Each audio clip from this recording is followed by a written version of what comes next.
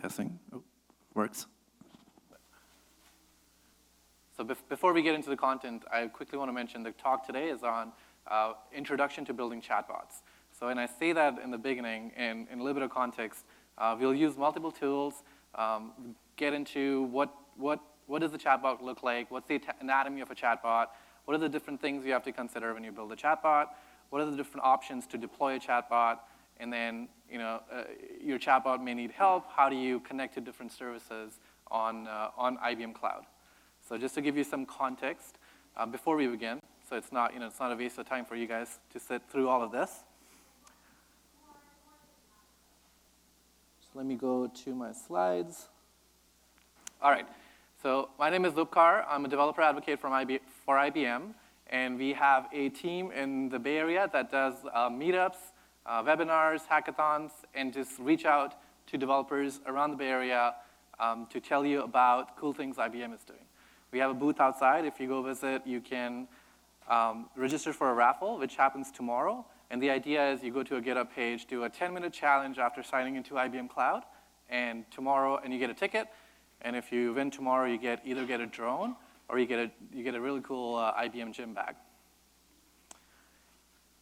My Twitter handle is on the screen, Lidder UPK. I've got my LinkedIn and I've got my email. So if you want to get in touch after, if you have any questions, please do so.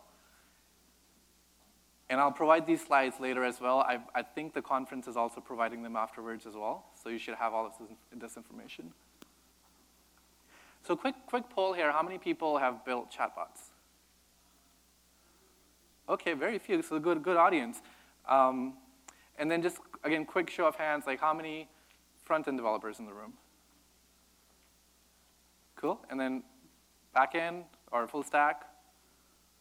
Oh, wow, okay. Data science. Okay, very cool. Thank you. Let's get started. So I just want to quickly show you what it is visible, barely. But we'll get into the website later as well. I just want to show you quickly what IBM Cloud looks like. This is our AI category of services that we provide on IBM Cloud. The one we'll talk about today is Watson Assistant, and it's on the top left. And that's Watson Assistant. It basically gives you tooling to build interesting, natural-sounding conversations.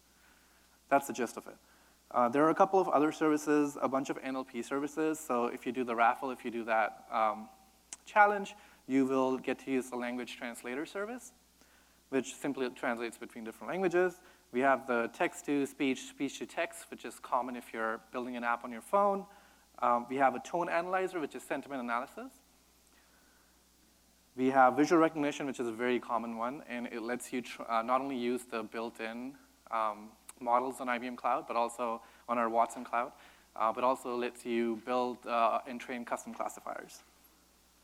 And finally, we have Watson Studio, which is our tool or our suite of products and services for everything ML, machine learning, and AI. And the cool thing is, if you sign up on IBM Cloud, you get all of these for free. There's a perpetual free tier that has usage limits per month, but you can use it forever. All right, so who here knows about Jill Watson? This quick story before we begin. Get into the actual anatomy of a bot. Jill Watson was a teacher assistant, TA, at Georgia Tech. She was introduced in fall of 2015. And after about a semester of people asking her questions, or she would actually also interrupt into random questions or random conversations, right? So if I'm a student, you're a student, we're having a conversation, she would jump in and help out. You can ask her about homework, you can ask her about topics, and it turns out at the end of the semester, Jill Watson was not a person, it's a bot. It was built on IBM Cloud using Watson Assistant. And it's kind of hard to see, but you can see some people saying, I knew it. Like, how can she answer so fast at like all times of the day, right? So things like that. So they still have this going, which is interesting. So every semester, there may or may not be a bot actually helping you out. But this was a real world use case of how to use bots. Because a lot of bots that like your telephone company or your cable provider are not that interesting and actually very annoying. So this was an interesting use case. This is something I built a while ago. So I was taking a class where we were asked to do homework, but we would always get stuck on terminology or context, or people are not reading the text. So I built this very simple bot on Node.js. I used an open source framework called BotKit, very popular, and then I just used Slack as a front end, right? So built it really quickly, and it helped us to not only carry on conversations, but also to explore new ideas. So why I'm showing you this is not because it's a cool bot and I built it, but this is like one end of the spectrum where it's super simple, there's not much going on, but it helped out a lot. The other end of before we get into that, this is a simple high-level diagram of what that did, right? So basically, user comes into Slack, you hit your middleware application, talks to Watson Assistant using BotKit framework, and sends the reply back to Slack user. Taking it a step further, we have another bot here, which is using our discovery service. And discovery service, essentially, you give it a whole bunch of PDF, Word documents, content. And it does some machine learning, some natural language processing, picks out entities, topics of interest, relationships between these different entities, and then you can ask it questions in a natural language, right? So you can use a service like that with your chatbot to enhance your user experience. There are plenty of more examples presented on our site, code pattern site. At the bottom there is a longer link. I should have shortened that, but it's developer.ibm.com/patterns if you want to take a picture. There's tons of what we call code patterns, which are a set of artifacts. So GitHub repos, videos, tutorials, and essentially end-to-end solution. For those of you who went to the talk earlier about machine learning and the the model data asset exchange, it's something very similar. You can go in here and look at different technologies. You can look at Java, JavaScript, Node. You can look at conversation. In this case, I have pulled out a couple that talk about chatbots. And you can explore the code and see how all this works. So the bot I built was the simple, easy example created in like a day and a half. This is a more complex example. It is listed on our code pattern site. Essentially, what's going on here is a banking company, and you can go into the banking. You can go onto the site. So this one is sort of faking it because it's running on localhost, as well as there's the background is a picture, but the chatbot is real. And you can go in and ask general questions about bank policies, ATM machines, or locations. You can ask about bank hours, but then you can go into more detail and ask about, hey, tell me something about my account, or how much money do I have? Can I do this action, that action? Can I transfer money or not? My daughter needs an account. Can you suggest something for her? And the reason why I bring that up is it's using multiple services under the hood.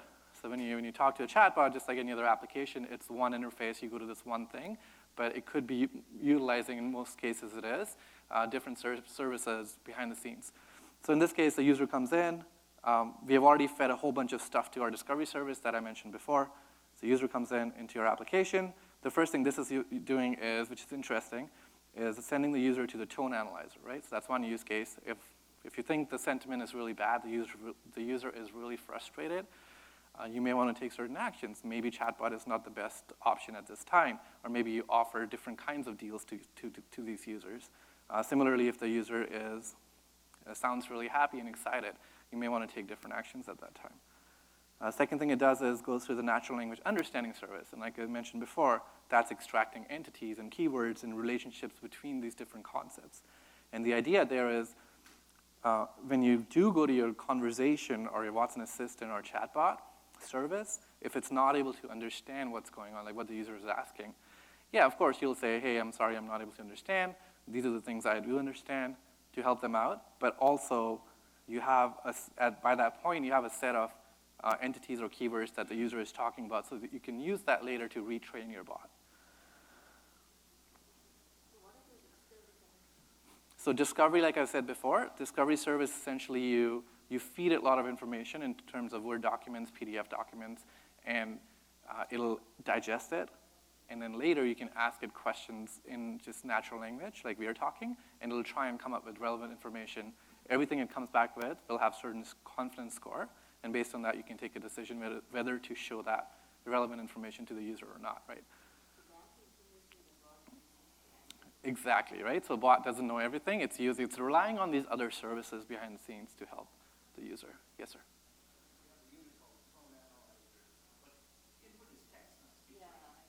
Well, so there we do have the text-to-speech service and speech-to-text. Can you input speech and can it tell by the quality of voice if you're frustrated or not? This one does text only. So I would have to take that speech, convert it to text, and I understand. Not, this service does not use that. Is that really sentiment analyzed? It is, yes. Yes, correct.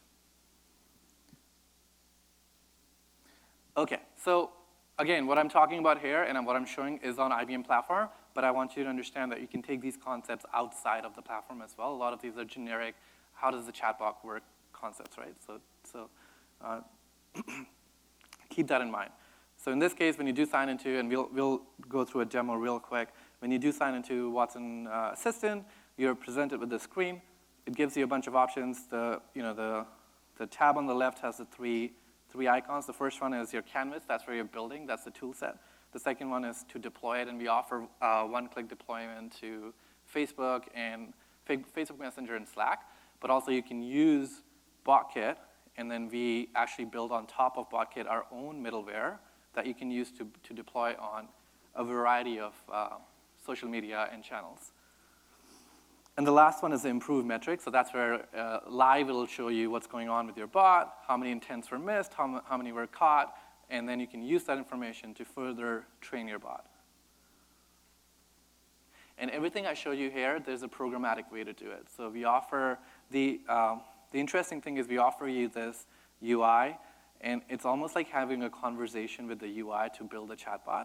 So it's very intuitive. But then also, if you have, in real use case, you may have thousands of ways to ask something off your bot. And you don't want to type that in manually. So there's API for all of these to actually train the bot and create the bot programmatically. Okay, so the first thing you need to understand with a bot is intents. And intents are essentially what do you want your bot to do? What is your goal? In this case, the example says the intent is turn on, right? So this is a bot. It's in the code pattern site. It's a car bot, and you want to turn on something. That's number one. Another intent could be the one so I actually I took a day to build a really small one for the conference. So I went to the Silicon Valley Code Camp site. I took all the session speaker information, when they're talking, what they're talking about, and then I took all of the different tracks that are being covered and put all of that into a cloud and database. So I just wrote a simple scraping script to do that.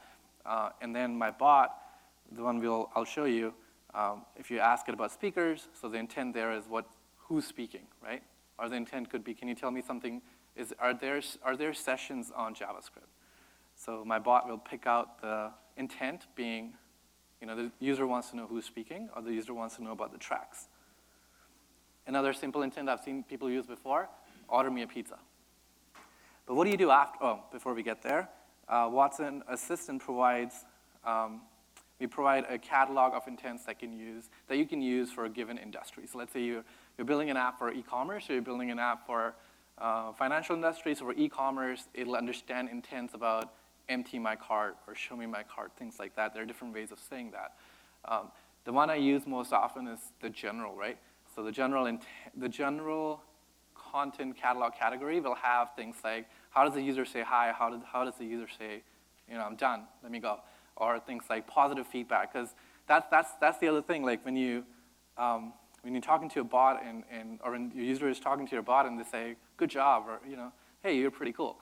You want to acknowledge that and say thank you, right? It's just natural. That's how natural conversation works as well. More importantly, if they say something like, this is frustrating, I don't understand, or things like that, then also you want to acknowledge that and say something, and not just ignore it. Okay, so once you know what your intent is, once you know you want to order a pizza, then the next thing we want to know is things that will help me fulfill that intent. So in this case, we call them entities. So if you're ordering a pizza, what size do you want? What do you want on it, right? And then you have different values or synonyms. So for size, it could be medium, large, small. For how hot do you want it? Do you want it very spicy, medium, or just bland, right? For our case, what I did was I made an intent. The user wants to register for this conference. Let's say you walk in and you're like, I want to register. Is the registration still open? That's an intent. And there are different ways to say that. Can I still sign in? Can I join you? Is the registration still open? Am I too late? All of those things will go into my register intent. And then I want to know something about you to fulfill that intent. Maybe I need your email. So I'll be like, yes, we're still, you can still join us. What's your email? So that's an intent. And just like that's an entity. Just like the intents, Watson Assistant provides system-generated entities. So I'll just give you an example in here, sysdate. So if I say, let's say I'm doing a pizza bot, and the bot says, when do you want to come pick it up? And I say, as a user, I say, in about 15 minutes. Then the bot needs to understand that's the time, and actually not only that, but calculate those 15 minutes from now, right? So it gives you certain, it helps you out with certain very common entities. Same thing with date. So you say, I want to book a hotel. When do you, for what date? And you say, well, 2 weeks, or Friday from next week, something like that, right? Then it can understand that as a date. All right, and then you put everything together in a dialog flow. And essentially what that looks like, it's a rule-based workflow or flow chart, I guess, where every node has a condition. You can condition on intents, you can condition on entities. So you can say, hey, if the user is asking to order a pizza, this node, activate this node, right? And then your node can have children node. So if it's a pizza order, you may want to follow down that tree and ask for more information. Okay, and then we have something called slots. And slots, this is more IBM Watson Assistant tooling capability here. So slots are essentially pieces of information, again, that you collect via entities, right? So you look for an entity. Once you have it, you put it in a slot. And slot, think of it as variables. So in the course of your bot talking to a user, you gather a whole bunch of information, you put it into slots and context variables. And we'll go through that as well. And then digressions, this is the, yes. So entities are something you can look for. So your slot will say, look for this entity. And then, so a slot, essentially, when you're in an intent, when you're in a dialogue, you want certain pieces of information. You ask for those information through entities. So an entity could be look for an email address, use this regular expression, right?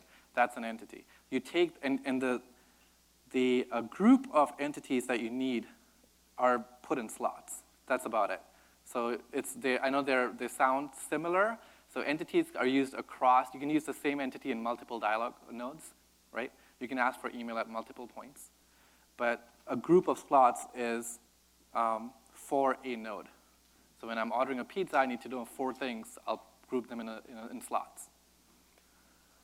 Digressions, on the other hand, are, an example is, you're booking a table at a restaurant, and I say, hey, I want a table. And they say, what time are you coming in? And as a user, I may say, when are you open till? What are your timings? Are you open tomorrow? So these kind of questions relate to my main intent of when do you want to come in, but they're not directly answering a question. They're asking more questions. So it's a digression away from my main topic, and then I can bring them back using digressions. So it's, again, to make it sound more natural. And handlers are very similar. It's like when you're talking to a user and the user says, hey, I'm done. I really need to talk to an agent at this point. Or you're ordering a pizza and the user says, I changed my mind, cancel my order. So to handle things like interruptions like that, the tooling provides what are called handlers. Okay, so before we do a quick demo, just some tips. And these are mostly sort of common sense kind of things. But as developers, I feel like we have this habit of, okay, let's get going, and then we dive into code, and we never do this. So a couple of things here. First, I would really suggest, highly recommend starting on paper. Not only that, I would say do interviews with your users. Have a chat with your colleague of what this chatbot should look like. What kind of intents and entities can you expect? A lot of things come out of that even before you start coding. The second one is don't repeat yourself too many times. So that's when you can use slots to ensure that once you have that information, you save it and you don't ask for it again. It gets very annoying when you ask the same thing 10 times. Keep it natural, so that's the whole idea of let them digress, let them go around and then come back to your question. So be flexible, in other words. Give the users a way out with handlers, right? So don't trap them in. Now you're here, now you have to order a pizza. No, I mean, they can simply hang up. So make that more elegant, give them a way out. So the other part of remembering is forgetting, right? So if the user says, nah, I'm good, or no, I changed my mind, or can we do this again? Can we start over, please? Then you want to forget what they entered so far and start fresh. And then, of course, confirming is a big deal, right? So confirm, but confirm in a natural way, right? So if they've ordered a pizza large and with certain toppings, you want to give them a chance to change that and ensure that, or make sure you heard it right. And then there's a fuzzy logic feature in Watson Assistant that lets you pick up like spelling mistakes and things like that. So keep that in mind, right? If you're building this on your own, if you have your own NLP library or engine that you're using, try and cater for that the user can misspell or mistype sometimes. So I'm going to sit down for this part. And then we can build so the agenda here is we'll build a small one just to show you the different parts coming together. So it's almost like Hello World in Chatbot. And then I'll show you the one I built for the conference, which is a little bit more detailed. And then Q&A, and then you all go home. By the way, sandwich or pizza? I just want to general polling. Sandwich? How many people had sandwiches? Pizza? Both? Whoa. Awesome. Okay. All right, so is the font good? I don't know why it's a little faded out, but can you see? Okay. All right, so as I was saying before, once you log in, you go to the catalog, and these are the different services provided to you. So you just click on Watson Assistant. As has been mentioned previously, once this thing loads, there's a bunch of tiers. The light tier, try out all the services on the light tier, no problem. So when I click create, I've already done this one, so I won't do it again. But if I go to my dashboard, I have already provisioned a whole bunch of services because this is what I do for a living. Not just like start services, but actually do things with them. So if I go Watson Assistant, that's my conversation service or Watson Assistant service. So once you click on it, then you're brought to this main page. And here you can create your workspace, and your workspace is one-to-one with your bot. So for every bot, you would create a workspace. So I have one created, which we'll go into later as the conference chatbot. But let's create a new one now just to show how all this comes together. So I will call this SVCC bot. Okay. So before we do anything else, I just want to show you this is the try it panel. So just to make it easier to not only to test this bot, but to retrain it on the fly, there's this try it panel. And on top, if you click on Context Manager, you'll see the different variables that are stored in the runtime. Again, the idea here is, I'm showing this on IBM tooling because I work there, but hopefully you'll go away with some general ideas and concepts about bots. All right, so I'll click on the dialog tab and I'll just create an empty dialog. So there's nothing going on here. You get two nodes by default. You get the welcome node, which is shown when the bot first wakes up or somebody activates it. And then there's, if nothing is caught, right? It may happen that you didn't understand what the user is saying. There's an anything else node. And just to quickly demo this, whenever you get like it's misbehaving or you want to restart, you want to reset all the variables, you click on clear. It just takes you back to step 0. So it says, hello, how can I help you? I don't know, you tell me. It says, I didn't understand, right? Because I haven't put anything there yet. So if I go into my welcome bot, so every bot you can go into details. And please tell me to slow down. I've done this before, so I have a tendency to go fast. So please tell me. So this is how this looks. So you have a node called welcome. It's looking for something called welcome. And this is a system-defined one, right? So once we make more, once we create one for ourselves, it'll become more clear. And then it says, what do you want to respond with once this node is activated? And we said, hello, how can I help you? Let's change to welcome to SVCC. We rock. I don't know, something like that. So clear it, and you see the thing change, right? So it hit the welcome node, gave you that response. Nothing too exciting. So let's create something. Let's go back to entities. So this is where I want the user can say I want to register, and I want to get certain information from them. So I'll add an intent. This is not a system intent. I'm creating my own. And I'll say user register. This is just a name. So the user wants to register for the conference. So with Watson Assistant, it'll let you download all of this, your whole workspace as a JSON file, so it's easy to share between people, and that's why I like to add these descriptions and comments. If somebody else imports it, then they understand what's going on. So I'll create an intent. Fine. So there's an intent called user register, and now it's asking me for user examples. And this is where sort of the NLP stuff happens, right? Because I give it 10 examples, and then I give it an 11th or a 12th one that I've not given it before. It'll give me back with some confidence score, I think this is close enough, and I think it is this intent. And that's where I can go in and say, by the way, no, it's a different intent, and that's how I'm retraining the model. So how can somebody shout out, like, how would you register? How do you ask to register for a conference? I would like to register, and then I heard I would like to sign up. A couple more, please. Sign up, create account. Yes. And if you see on the right here, it says Watson is training, and that's where it's putting in all of those intents and also creating the model. So when you say create an account, would that also cover create an account, or do you have to It would. And if it doesn't, then that's where I would retrain it, or I would tell it somehow that actually. So you wouldn't have to add create an account? Well, we'll try it out. Okay, so I'm going to add a few more here. By the way, there is a GitHub repo that I have done this already, so I'll put that in the slide as well, or if you want to take a picture as well. This goes through the same kind of steps. It's a very simple one, and I'll bring it up later as well. I just want to get some more examples. Right, so I have a few more here. So I could actually take all of these, put it in a CSV file, and there is an import tool here. I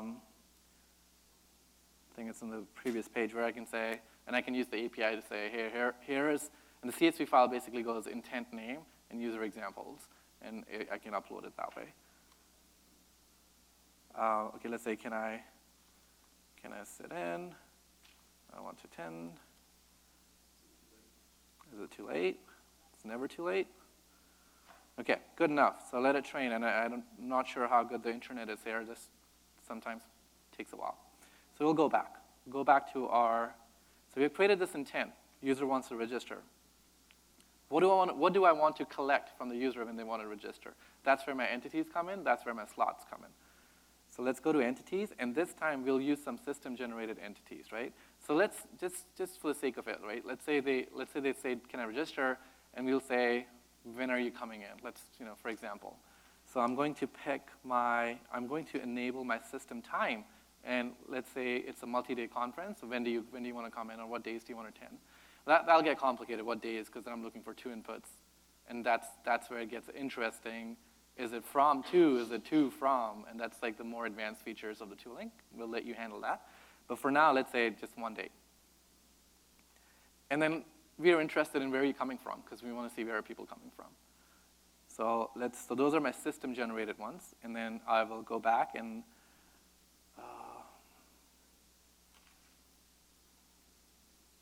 go back to my entities. And let's create one more. We want to see their email. We want to say, give us your email when you register. So in this case, my entity, in this case, it's not an intent, so I'm not asking a question, right? It's a piece of information. So create this entity, and this is where I can say, I'm going to give you another example without the email. I just want to showcase another thing. So let's say I say car, right? I want to know something about the car, what kind of car you're driving, or something like that. Then we have this thing called show recommendations, and it'll give you things that could also be used instead of car, right? So then I can say, okay, select all, add selected. So when I'm looking for a car, I will accept any one of these things, right? Does that make sense? Okay, so I'll remove car. I just wanted to show you that feature, but probably a bad idea because the training is probably going to go longer. So let me go back and come back. Look at discard changes. Go back into entities, email. In this case, what I want to do is I want to recognize or look for a pattern. And this is the world's simplest email pattern. Email patterns can be tough, right? Like Stack Overflow will have pages and pages on what the regex should look like. So in my case, I'll just do, I'm looking for a @ sign, I'm looking for a dot. Leave it at that. So I'm going to steal it from my repo. Let's get that. That's what my email looks like. So I'm going to put that here and hope that copy paste worked. And add that value. I don't know if you noticed, but I actually finished training and just restarted when I put this in. But this should not take too long. Okay, let's go back. So now I have enough information that I'm asking from them. So let's go to dialog and create that node. So I'll say create a node below, and I'll call this user register. And this is where, if the user, so this is where I can say, hey node, you become activated once you recognize this. And here you see, like, if I type in the @ sign, my @ sign are all my entities. My hash sign are all my intents. So in this case, actually, I can say, whenever the user types anything about a location, they type in Boston, come into this node, right? It may not be a good use case, but I'll go intent. So I'll say, hey, if the user says they want to register, fire this node. And then respond with, this is where I want to ask for the slots based on my entities.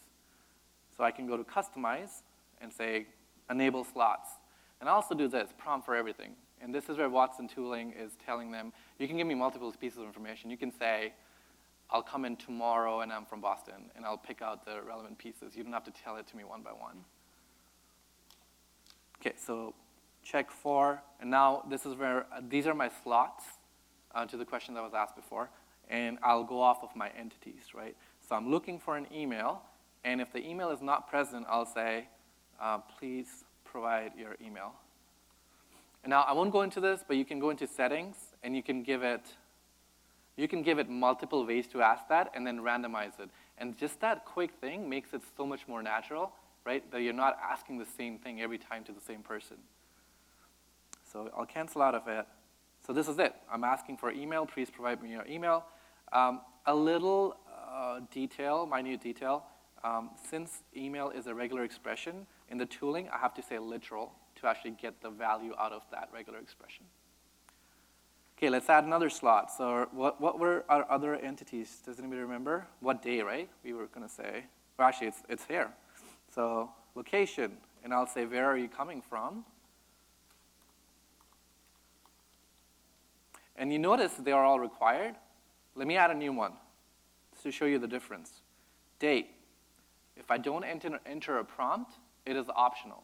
This is also really important. So if information about the user will help you, but you don't really need it, it's not necessary, you can leave it optional. And if they provide you that information, if they say I'm coming in tomorrow, then this slot gets filled with that information. Otherwise, you never ask them. So what date are you coming in? And then time. What time should we expect you? And this is like the job of, I forget what the role is called. It's like conversation person. You know what I mean? Like there are roles that actually sit and design how the conversation would look like. And I feel like, so the data science is happening behind the scenes, at least in this use case. You could hook this up. I've seen where Watson Assistant is hooked up with machine learning models like NLP, right? So there's a very specific domain that you're targeting.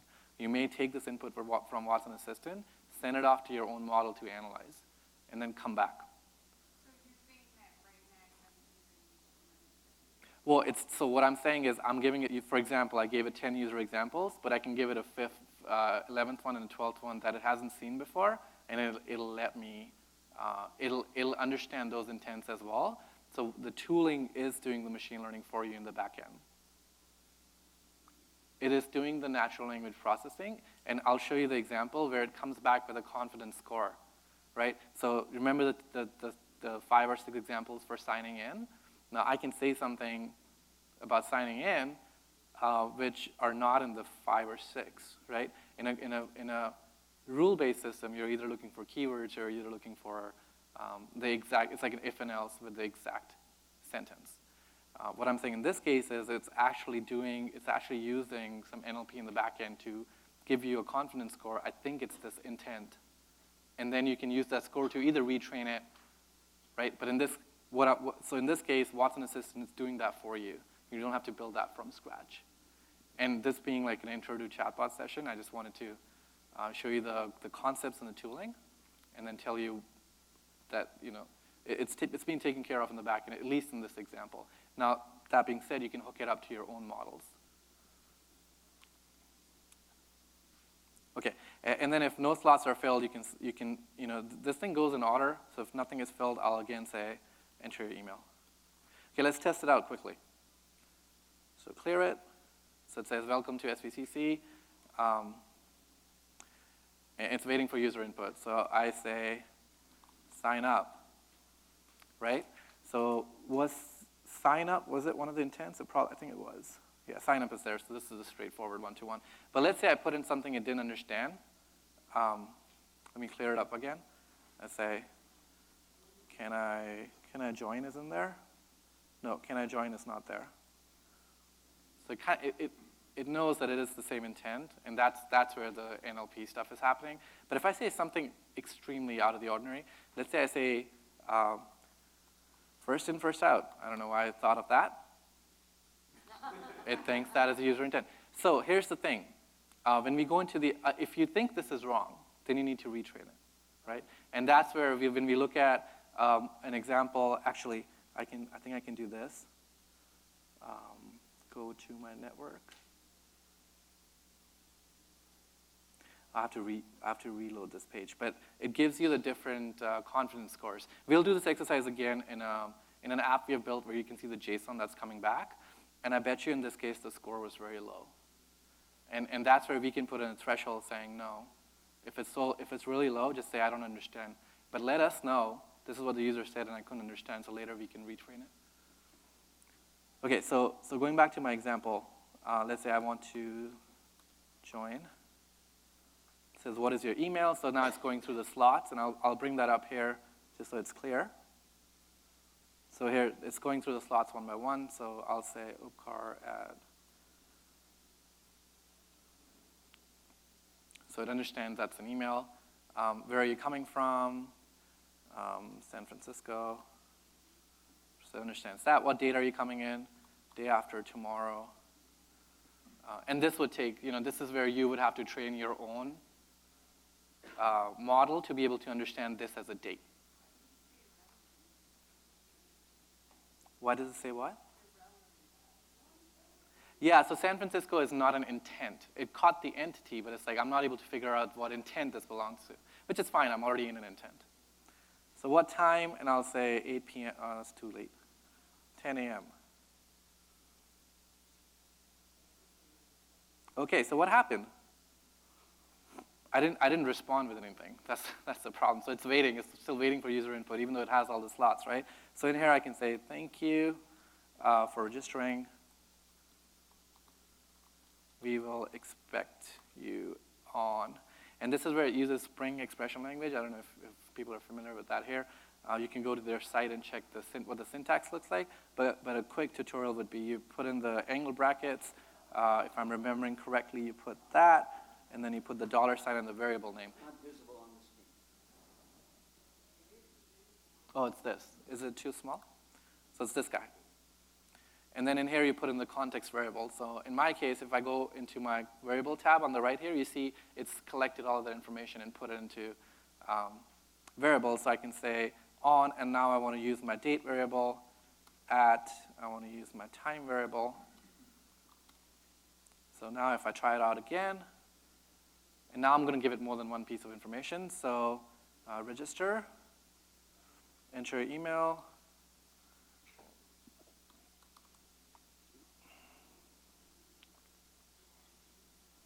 Okay, and I'll say Boston, I'm landing today. I will be there at 5 p.m. Right, so in this case, it's plucking out the right piece of information, and then it's giving me confirmation. Now again, this doesn't look good. There are ways to format the string, and it uses the Java the Java.Lambda string. I forget where the string class sits in the Java package hierarchy, but it uses all of the methods there are available here for you to format the strings. Okay, so we have about 15 minutes left. I want to leave 5 for Q&A. So let's say this is our Hello World chatbot, right? It showed you the basic pieces pieces of a chatbot and how they all fit together. So now I want to show you a little bit more complicated example. So I basically went to Silicon Valley Code Camp, and I think I went to maybe tracks, and then for each of these tracks, I went into each of the talks, and then I went into detail, and I got the various pieces of information from the detail page, right?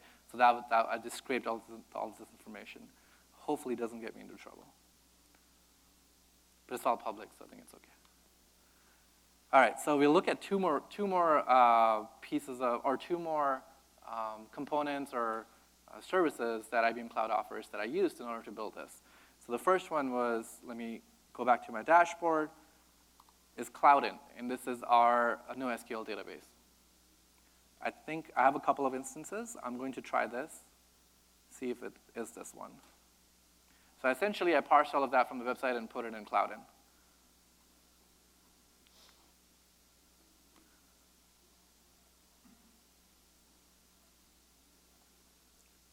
Everybody has a CATS database, right?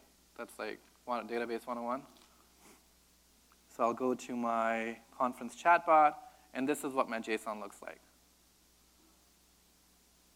So it's got who's presenting, description of the person, talk, when is it, right? And it's got these tags that I'm using for the tracks, right? So I've got about, I think it was around 100 different talks that are going on here, and I just put all of them in this database. So this is component number 1, my backend database. Component number 2, I'm using something called Ibm Functions, which are our serverless compute engine, right? So it lets me write small pieces of code in different runtimes and different languages, and I don't have to maintain the server itself. I just write the code here, and when somebody calls it, it takes care of providing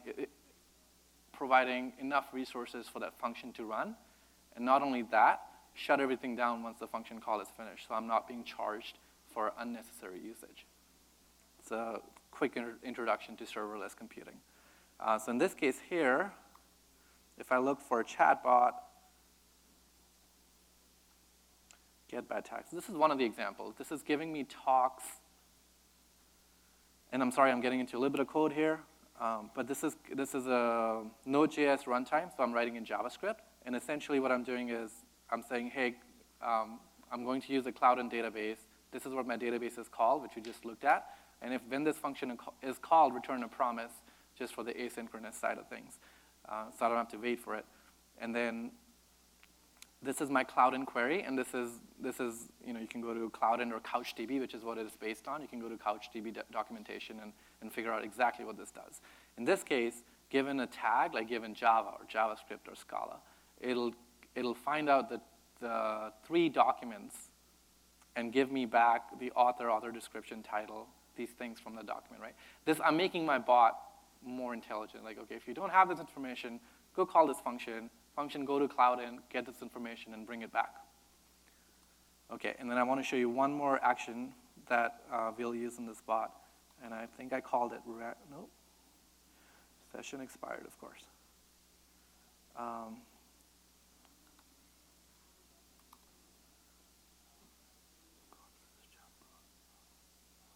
What did I call it? Okay, so look for it the long way. Conference chatbot. So it's get random, and this is like if somebody asks what's going on, who's talking, right? Just give me one random talk and show it to the user.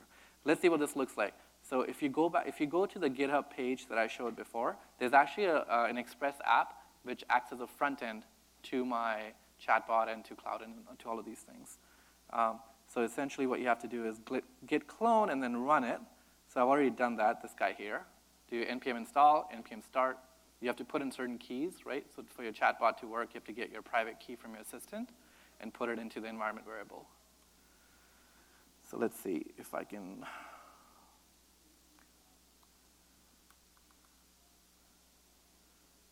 Where to go? I think it is this one. Let's see if this works. It should be this one. So this should be connected to my conference chatbot. Okay, so this is a different view. This is like my try it panel, but it's giving me the complete JSON that comes back. How's the text? Is it big enough? So it gives me the complete text that comes back. So in this case, welcome, I'm your official blah, blah, blah. So I say something like, can I register? Or let's do the random one. So who is talking? Okay, so if I look here, right, who is talking, it should tell me somewhere here the confidence score.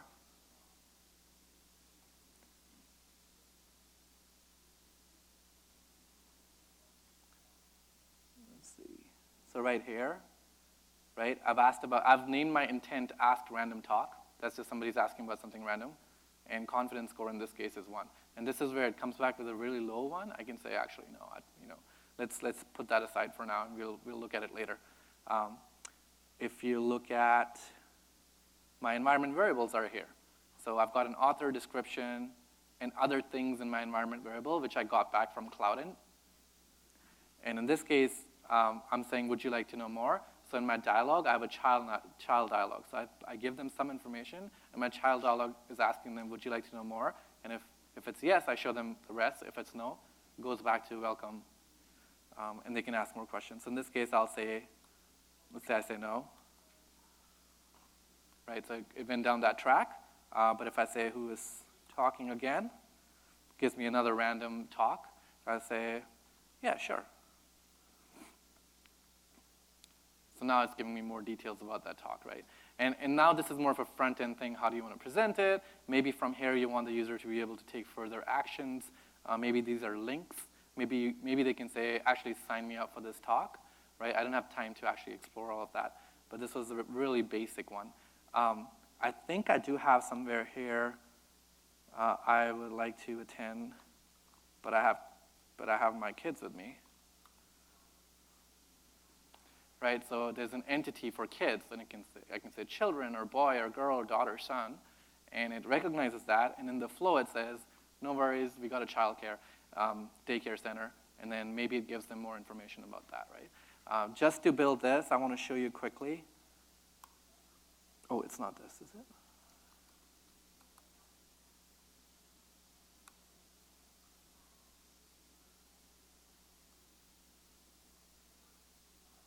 Maybe I deleted it.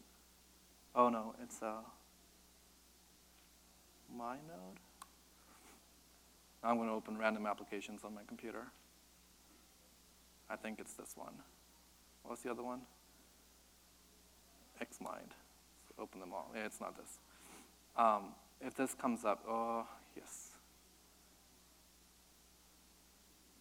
So here, this is the exercise I went through to build just a couple of these flows for my bot. So I'll show you the small picture first. So this is me working with my coworker to identify different intents, different entities that can come into my bot, and how to address each one of those. So in here I have my different ways people can say hello and what to do when they say that. How to handle don't understand. In my registration, these are the different things people can ask. My entities, right? So this is the other one. If I go back to my application and I say, where'd it go? Oh, it's in Firefox. Okay, if I say, do you have anything on Java? So it identified that as an entity, and I had mapped that here, right? So I have an entity called track, and I put in some things in there. So it's able to then answer me, yeah, so we've got these 3 things on Java. So just to give you an idea, like, this is the process to go before, from end to end, like conceptualize, and then how do you build this thing? What's the name of this application? This one's called XMindZen. There are a bunch of other ones to do what is it called? What is this called? Mind mapping? Okay, let's go back to my presentation.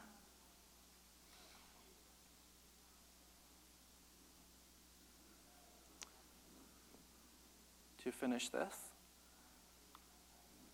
Okay, yeah, just quickly, we have, again, like I said, I'm part of IBM Code, and we have a whole bunch of events coming up in the Bay Area. So go to our meetup site, and if you want to sign up and learn more about, not just IBM platform, but technologies in general, more than welcome. And again, I'm Upkar. Oh, my bad. There you go. Meetup, yeah. If you go to Meetup and go to, well, the best thing to do would be just stop by the booth and ask us, and we'll tell you exactly where to go.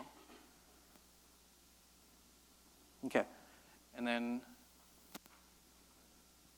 I'm going to go back to the first one just to put my contact information up again. So if you have any questions, please feel free to ask me later, or we have like 5 minutes. I'll be here if you want to come up and ask questions as well. Thank you for coming.